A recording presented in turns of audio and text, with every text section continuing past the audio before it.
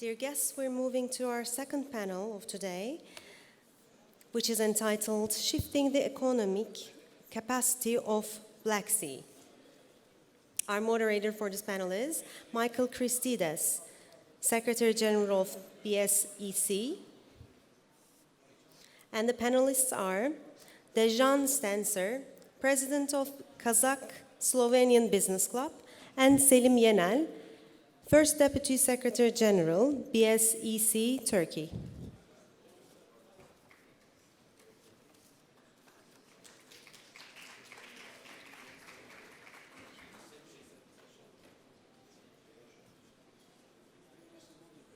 The floor is yours. I think...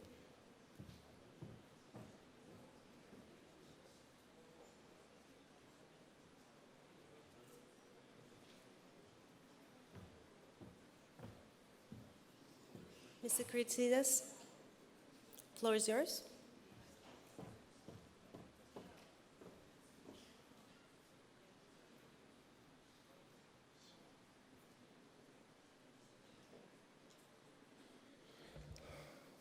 Ladies and gentlemen, welcome to this panel, which will be dealing with economic cooperation in a small but very important part of our globe, which is the wider Black Sea region.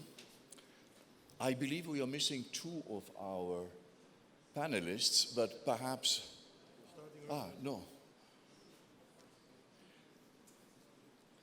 It's perhaps because we are starting with 15 minutes before the scheduled time. In any case, let me first of all introduce myself. As you heard, my name is Michael Christides, and for the last 5 years I have the honor to work as the Secretary General of one of the leading regional international organizations promoting economic cooperation among its 12 member states and beyond. It is called the Black Sea Economic Cooperation Organization, which has been established here in Istanbul in 1992 and functions as a full-fledged international organization having its permanent secretariat here in Istanbul from 1999. I suppose that this is the only reason that I was called to moderate this panel, which has to do with the economic capacity of the Black Sea region. We will try to, with the help of our panelists, shed more light in what has been done until now in this geostrategic region, but also what the challenges are of today and the prospects for the future. Before doing so, I would like to introduce the panelists. On my right is Mr. Dejan Stancer, who is the president of the Kazakh-Slovenian Business Club, and who will be delivering a, let's say, keynote speech on, for our panel. On my immediate right is, you all know him, Ambassador Selim Yenel. He has been representing Turkey for many, many years in the EU in Brussels, and luckily enough for our organization, he has been working with us for the last 2 years. We are missing Ambassador of Moldova to Turkey, Mr. Bolboceanu, but as I said, perhaps he will be, as you know, ambassadors are always Anglo-Saxons in punctuality. He will be here at 15:29, I suppose. And to my left, Mr. Şerif Kaynar, Chairman of Korn Ferry. So with no more words, Mr. Stancer, you have the floor. You have 6 minutes to enlighten us. Thank you.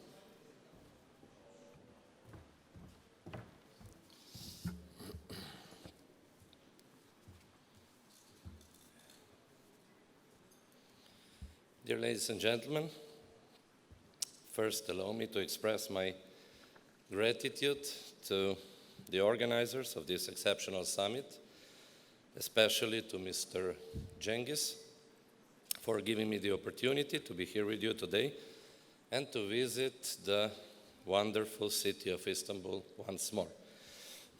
The hospitality of the Turkish nation always makes me feel right at home. I'm also grateful for the opportunity to be able to participate in a discussion revolving around important themes such as people-centered development of society, inclusion, technologies, ethics, and management. I believe that these themes should become not only an integral part of our everyday discussions, but should be the nucleus from which all future growth and progression stems to an even higher degree. In our context of the new world order, people-centered development of our society must imperatively become our modus vivendi. It is true in this new era that social development is dictated by technologies, but it is also true that the society is the one developing these technologies. The technological development of the society can no longer be stopped or even influenced in a significant manner, even though sometimes we wish it were possible. De facto trends shift in a matter of hours, and the business environment constantly changes as the technological development progresses. Therefore, in the era of the fourth industrial revolution, we must make use of the diversity of the global market as well as the economic potential it carries. Based on the technological development, people-centered development of our societies creates ideal conditions for a sustainable economic development. We must bear in mind that the foundation of such sustainable economic development is the idea of a development within the human society, aiming to avoid the danger represented by focusing on quantitative material development through draining of natural resources and polluting the environment, with integration and cooperation as its key factors. In this view, important steps towards a higher degree of integration have also been made by the European Union by taking into consideration that emerging technologies such as big data, artificial intelligence, Internet of Things, and blockchain technology, and the need for cybersecurity driven by this advanced technology. At the EU level, the development of fourth generation of a blockchain technology is also currently underway. Said technology will enable the development and construction of the blockchain technology and will also allow for cross-border interoperability, thus contributing to connections between the member states of the EU and other regions and countries of the world. Therefore, the call to action consists of the efforts to begin creating connectivity together, developing standards enabling the existence of interoperability, increasing a confident cooperation between countries and economies, and putting humans back at the center of technology. However, we must not forget that the first condition of a successful sustainable economic development is peace. In this period of conflicts, ever increasing insecurity, and various questions, the answers to which divide us rather than bring us together, a calm resolution of all issues must continue to be first and only commitment. Peace also is a basic foundation of a successful, sustainable economic development. This is a fact, and facts really speak for themselves. Their meaning, analysis, and interpretation always depend on their context and relevance. I come from a Central Europe, from the country with one of the largest ports in the northern Adriatic region, which provides excellent connections with the Black Sea region and the countries operating in this area. I also manage an international organization at its core, promotes everything we are talking about today, and every aspect representing the foundations of a successful and sustainable economic development. These are integration, cooperation, innovation, and creativity. The Kazakh-Slovenian Business Club was established in 2013, though first intended as an initiative of a higher degree of integration only between Slovenia and Kazakhstan. The club rapidly outgrew its initial framework a long time ago. At this point, I must not forget about the excellent cooperation with the Kazakh diplomacy, especially with the Embassy of Kazakhstan in Vienna, to which I express my sincere gratitude. Since 2018, the Kazakh-Slovenian Business Club is also a representative of Kazakh Invest, the national company of the Republic of Kazakhstan, for the entire region of Central and Southeastern Europe. This achievement also encouraged us to start developing cross-border connections in Central and Southeastern Europe, Central Asia, and the Caucasus. Our centers in Ljubljana and Nur-Sultan, however, remain the epicenters of our activity. The Kazakh-Slovenian Business Club currently consists of nearly 100 members, important cooperations from 15 different countries. In our own representations, we offer a supportive environment to our members in nearly all countries we are located in, through concluded cooperation agreements with our partner organizations. As an example of an excellent collaboration, allow me also to commend Mrs. Ekaterina Maisuradze, the president of the Georgia and Africa-Asia Chamber of Commerce, here with us today. And further proof of our strong desire to cooperate, integrate, and to create conditions for a successful global and sustainable economic development is also an intention on founding the World Business Organization. At its core, the foundation will bring together national and international organizations such as chambers of commerce, associations, business clubs, and other institutions whose main interest is to increase international cooperation and integration with the purpose of creating conditions for a successful, essentially people-oriented and global economic development. Ladies and gentlemen, please allow me to conclude by saying, when we reach a point in our lives where we start to believe that there is a greater joy in working with and for others rather than just for ourselves, then our society will truly become a society of joy and celebration. Teşekkür ederim. Thank you very much. Thank you very much, Mr. Stancher.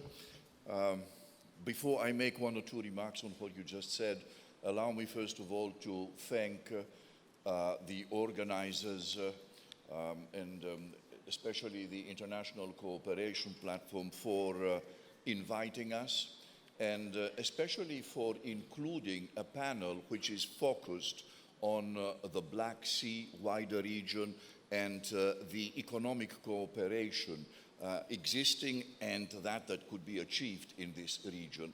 If I'm not mistaken, it is the first time that such a panel is being included. We, as the representatives of the Black Sea Economic Cooperation Organization, are very thankful for that. And we hope that this panel will eventually be interesting enough in order to repeat it in future editions of this very important event, to which we are very proud to participate. The Black Sea Economic Cooperation, the Black Sea region is really very important. I want to give you some facts, some numbers, not many, so that you understand the weight, the economic and geostrategic weight of this region. The territories covered by let's say, the region covered by the territories of our member states is almost 20 million square kilometers. And of course, this is so because one of our founding members is also the Russian Federation. But our organization represents a total population and an interesting market, if you wish, of almost 340 million people. And our region, apart from the Persian Gulf region, is the second largest source of oil and natural gas and has very rich proven reserves of minerals, metals, and other natural resources. And of course, needless to say, that it has become a major transport and energy transport corridor. Just think of the latest initiatives to better connect Asia to Europe, the Belt and Road Initiative, and so on. So the intra-BSEC trade stands at approximately 270 billion US dollars. And the GDP of our member states surpasses 3 trillion US dollars, and these are figures of 2017. GDP has been slowly but yet growing also during the last 3 years in almost all of our member states. The per capita GDP of the people of our member states is close to 8,500,000 US dollars. So you can imagine that this is really an important region which can become an alternative economic cooperation locomotive, not only for the countries included in the region, but also for those bordering our region.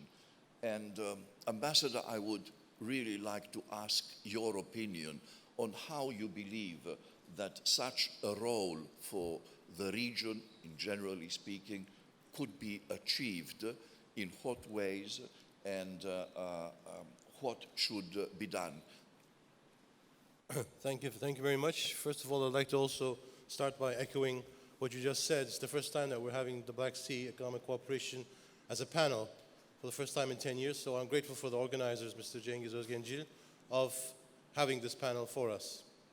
I'd like to also remind you that when you said that, we created this organization in 1992, it was actually at this very building that it was created. And it was a time of euphoria. Euphoria because the Cold War had ended. Every country was now in a different situation. There were more opportunities. And at that time, there was an idea to create regional organizations. So we had quite a number of regional organizations in addition to the BSEC. But the result has been uneven, as we all know. And it was just heard because of the situations that we're facing around the world.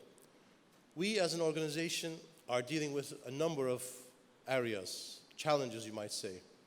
And they vary from energy, transport, trade, science and technology, environment, you name it.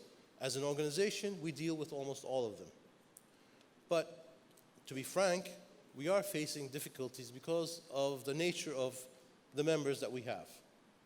Some of them are in open conflict, some of them have other difficulties, some of them don't recognize each other. But in the organization which we have, which is based in Istanbul, we act in a very civil manner. And we try to find an area in which we can agree upon, which we can move ahead. It's not always easy, but we have to be creative, we have to be innovative to find ways in which we can move ahead. And we do believe that we have been able to do so. For example, on the environment, climate change, we are moving ahead because the challenges that we're facing are common. In the Black Sea, the environment there, the marine pollution, everybody is facing it. It's not just our organization. For example, the Danube, the Central European Initiative, all of these regional organizations need other regional organizations, and we are there to help them. We are already in contact with them. We have a situation in which we can get in touch with other regional organizations on a very easy basis.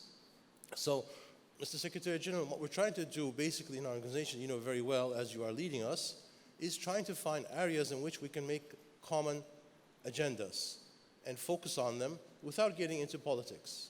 Now, the name of our organization is Black Sea Economic Cooperation, definitely, but nevertheless, politics overshadows certain things. But we try to find ways of managing it. I'd also like to add that we have a parliamentary body, the PeopleCentered. We, of the 12 countries that have created this organization, also have a parliamentary body. And one thing that I'd like to also add is that we will soon have a new member. North Macedonia will join us in 2020. Whether that will be the 13th lucky number or unlucky, we don't know, but we hope it will be bringing luck to us. We also have a bank. Not all regional organizations have a bank, but we do have that as well. And we also have a think tank. So all the necessary organs of such an organization exist. The most important thing is to find the political will to manage that, to channel all the energies that we have. And I think that we are doing it. It's not easy. And this panel has shown basically that we can have some more, let's say, promotion of our activities. Because frankly, BSEC is not very well known outside of our own bubble. And I think this organization has been giving us the opportunity to move beyond our usual bubble. So I'd like to stop here, but maybe we'll have an answer, quick Q&A, and then we'll continue. Thank you very much. Thank you, Ambassador. Thank you very much, because I perfectly well understand that you believe that this organization could eventually be one of the leading vehicles in order to establish in our region a more comprehensive and effective cooperation among the states in the region, but also outside the region. And you indicated means and ways of how to better achieve that. Indeed, I fully agree with you. We would be much better off if there was a greater sense of ownership from the member states of this organization, and if they could fully understand the extent to which this organization, which is a very mature organization with all the institutions necessary already available and functioning, can achieve. I would also like to go back, because I promised I would make 2 remarks on what you said, Mr. Stancher. Allow me that. You've drawn really a very interesting framework of what has and could be done in order to achieve better economic cooperation. But one phrase of yours caught my ear, and that was, you mentioned technology, and you mentioned that humans should always be at the center of technology. And this is really a challenge, especially for humans of my generation, where we strive to understand and get along with one technology gadget, and then the next one comes, and then another wave of technological gadgets come. And I believe that sometimes humans are not at the center of this evolution. I always say that, yes, smartphones are very, very important, but we cannot deny that while they have eased communication with the far away, they have ceased communication with the ones next to us. And this is sometimes very bad. So indeed, humans and human society and our values should remain at the center of this evolution. And of course, this evolution should not lead technology falling in the wrong hands. I would like to come now to our next speaker, Mr. Kaynar. I would like to have your views on cooperation in what concerns the wider Black Sea, being such a rich region in human resources, but also in many other resources, minerals, we already mentioned it, but also in human resources, in the sense that the region is becoming a tourist attraction. You won't believe it, but almost 20% of tourism to the European continent is tourism to the member states of our organization. So in this broad context, could you please enlighten us with your views? First of all, I want to give a synopsis. 1995, I received an offer, and I was posted to Kiev, Ukraine, for 3 years as the CEO of ABB, ASEA Brown Boveri. We were the largest foreign company there. And I stayed there 3 years, and I have not returned to the country for another, until last year, for about big time. And what I've seen, what happened in the different time is amazing.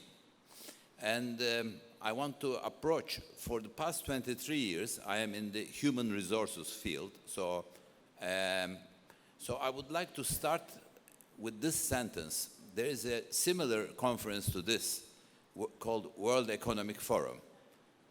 Started with Mr. Klaus Schwab.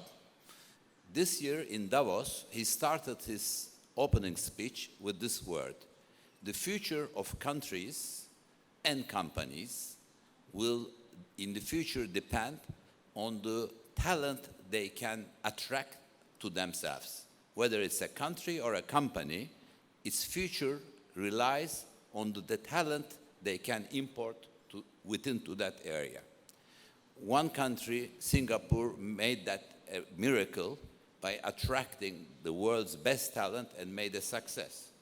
So this region, Black Sea region, I have lived in it. I am doing currently business in all these countries, from Georgia, Russia, Kazakhstan, Greece, everywhere, So what I'm finding today, there is a huge dynamism, and there is a lot of happenings, Even in Bulgaria, we are doing a number of new assignments there, You should see the change is fast.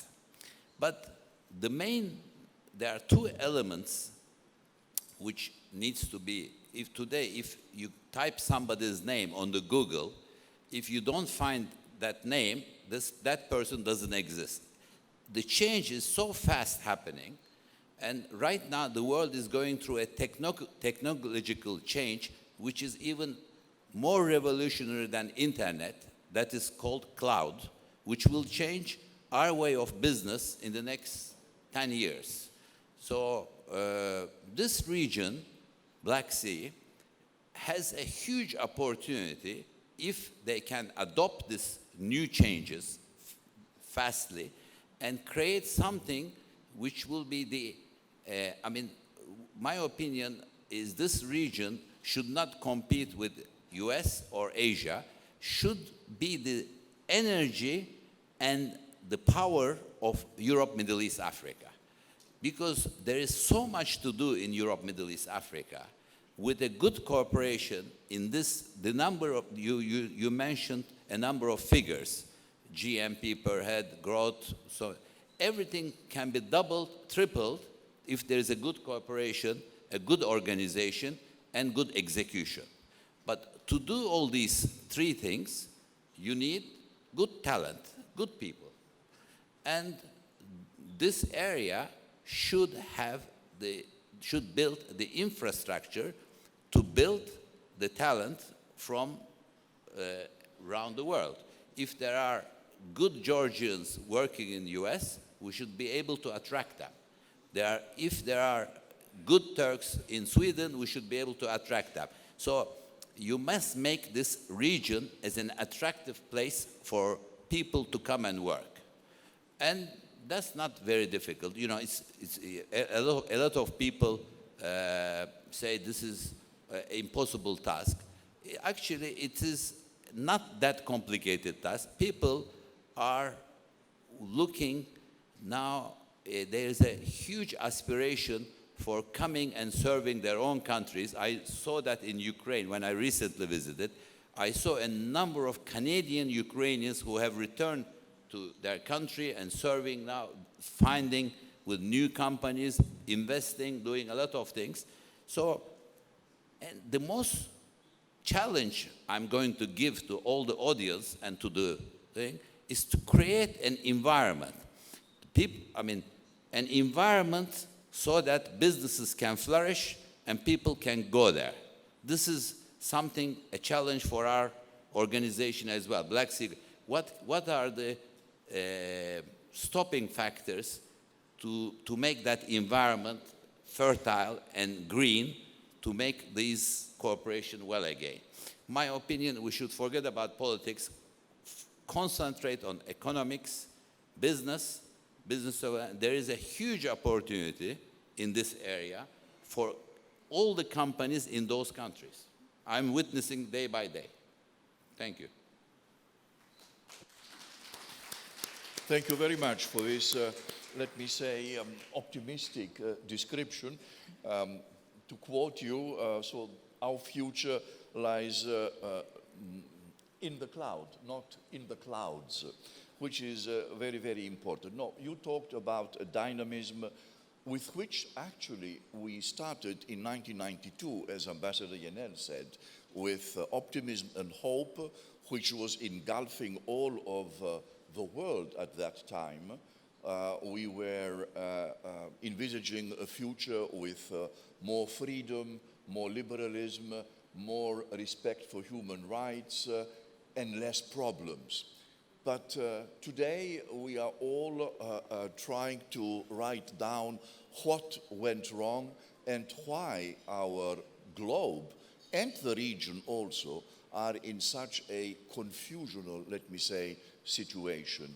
And this is because the Black Sea wider region suffers exactly the same problems and the same issues that challenge the whole world. Multipolarism, nationalism, cheap populism, and a distraction from the values and the principles that have set our human beings on this globe for ages. So, yet I would like to know if, from you, Ambassador, if you believe that apart from the BSEC organization, there could be another way, another, let me say, effective diplomatic way in order to achieve closer and more productive economic cooperation in the region? Well, I think one of the most important things to do if we're going to avoid politics, if we are going to avoid the bureaucracy, which is also hampers us, is to focus on business councils. And as you well know, unfortunately in our region, the business councils don't function as well as we would have liked them to do so. Nevertheless, there are lots of diplomatic initiatives that are taking place on a bilateral basis because sometimes we cannot get together as the 12 and soon to be 13. But as I initially said, we act in a very civil manner in our organization, and we can overcome the political challenges that we face. But one other thing that you also said is that we need ownership of our region, because the challenges that we face cannot be fixed by one country or two countries. It cannot even be fixed by BSEC itself. It has to be done by other organizations as well. So there is room for maneuver. There are the bilateral discussions between member states. But again, if we're going to do something together, then we have to move beyond the bilateral and go into the other areas. And that's why I like to focus on the Business Council. And that's why I'm very happy that we have heard from a business club, which is probably the same thing. But we have to have our businessmen get together as much as possible. We have to provide them with the framework that they can work together, and then they have to use that framework to move ahead. So there has to be coordination, consultation, cooperation amongst them. It's not easy, but it can be done, as we just heard from our colleague on the left. Definitely can be done. But we have to also tell ourselves that it can be done. We have to move beyond the bureaucracy that we sometimes face. We have to move beyond the politics that we always face and the populism. So actually the answer is out there, but we have to just grasp it.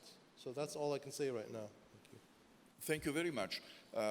Mr. Stancho, do you believe, because sometimes we hear about that, perhaps even very often, that the official states are not as helpful as they should be in order to motivate their population, their businessmen, their, let's say, economic world in doing more, that bureaucracy and red tape is still very much a barrier, an impediment in achieving the objectives that we all wish to achieve? What is your view on that? Thank you for exposing that. Exactly that is one of the main obstacles we are facing with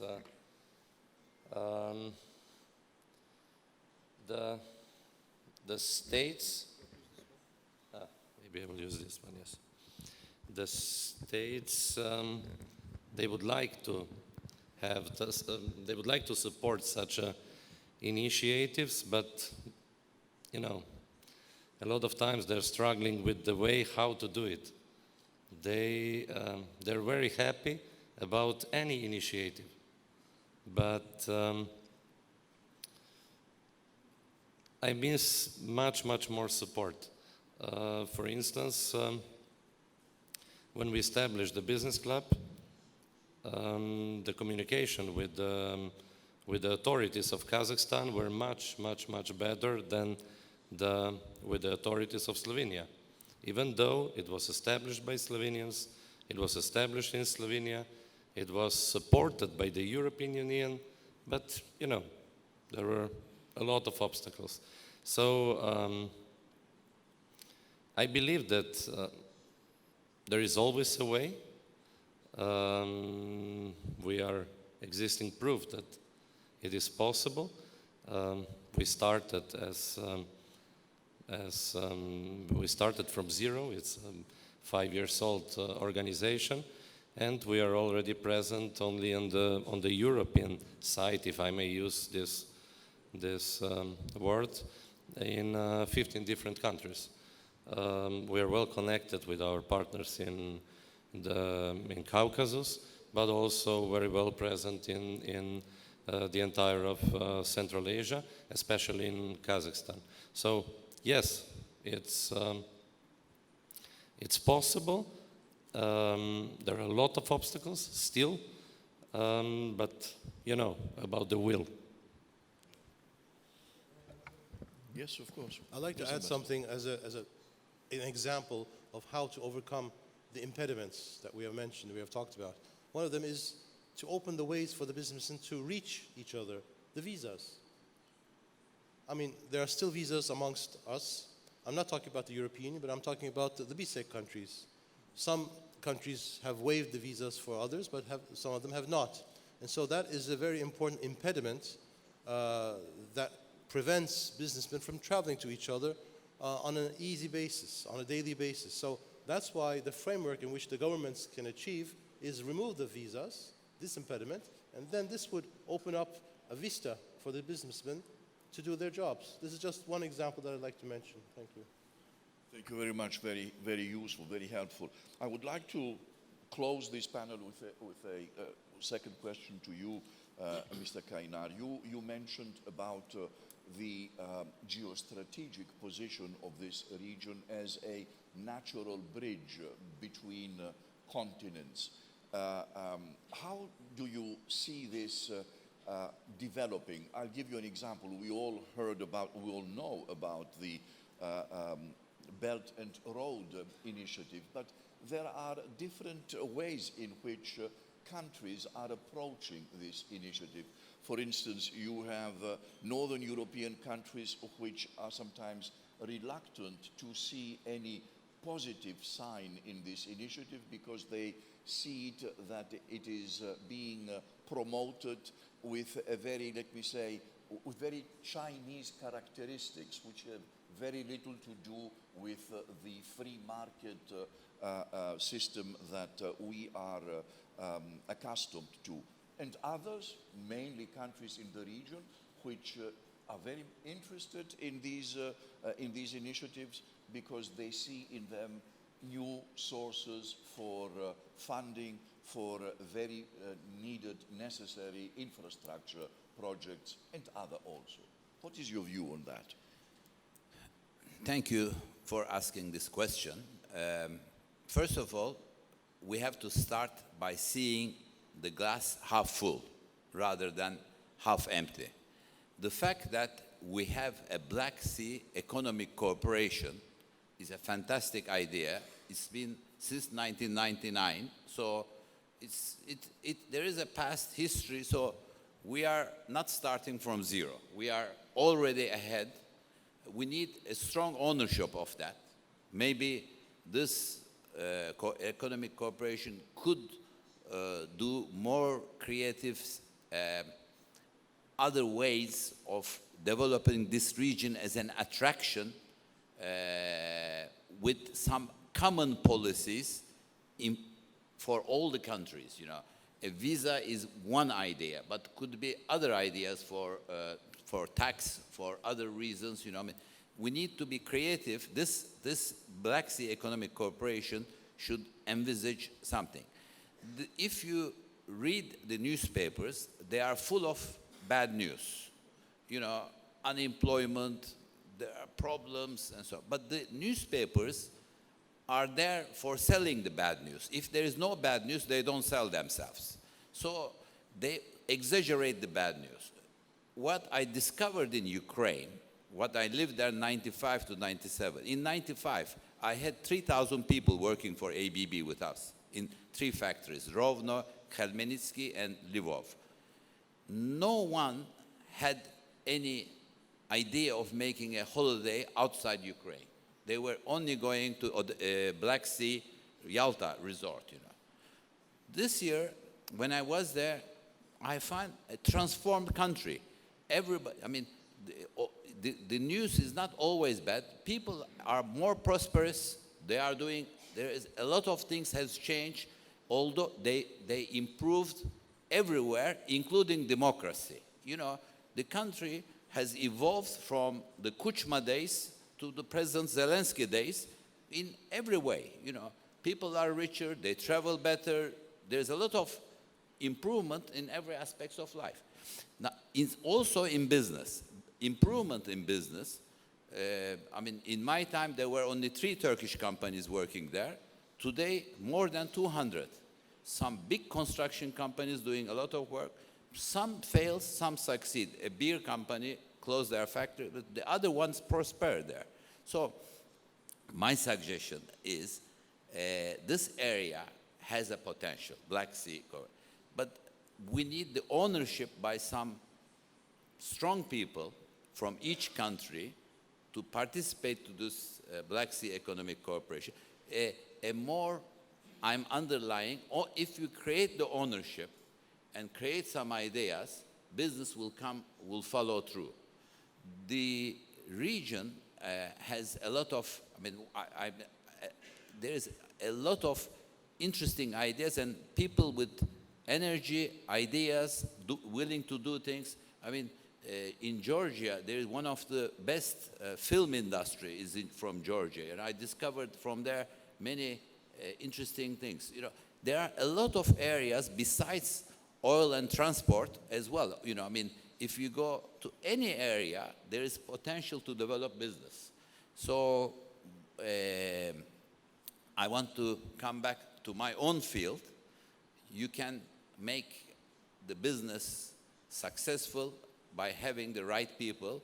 And my conclusion, having seen the area, having seen the talent there, we have good potential talent in Ukraine, Bulgaria, Georgia. Today, the lady who runs Coca-Cola Turkey, she's Bulgarian. So we have an interchange of people who are doing a lot of things very successfully in different areas. And if we bring those people, ask them to cooperate in this Black Sea Economic Cooperation, you know, we need more support to the organization, more creative, and we need some higher level ownership of this organization. the area is ready to flourish, in my opinion. Thank you very much. And with this, let me say, very positive alignment that you did, mentioning the positive position that one has to take, that the glass is half full, not half empty, and matching it with the real and, how can I say, existing advantages of this area, we can all, how can I say, hope for a much better future.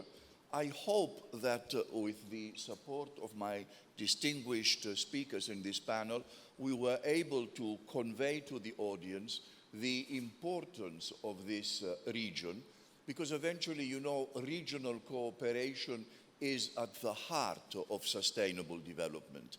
If we are unable to work and cooperate with and coordinate with our neighbors, then we will not be able to achieve sustainable development even in our own countries.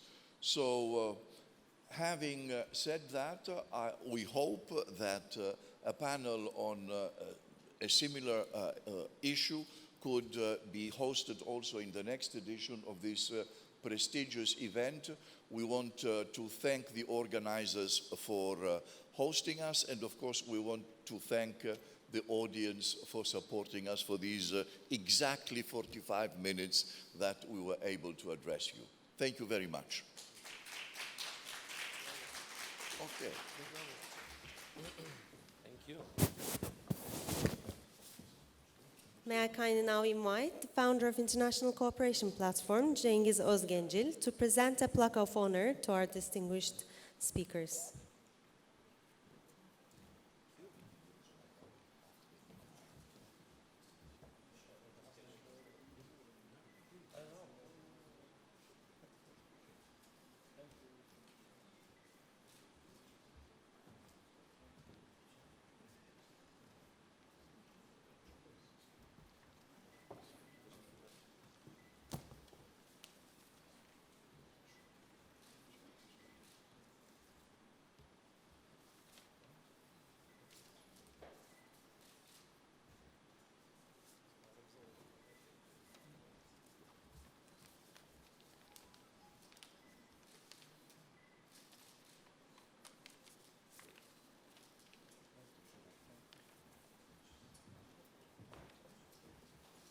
Thank you to our speakers for the interesting discussions. Before we move on, we have a short coffee break. We kindly ask that you're back in 15 minutes. Thank you.